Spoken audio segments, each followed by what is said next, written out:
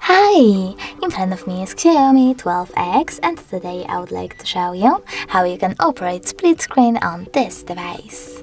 First of all, open one of your apps like Play Store and click on the square button. Now you need to hold it and click on this icon with two rectangles.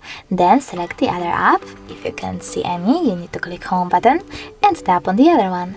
Oh, so sorry, that was the same one, my mistake. For example, Chrome.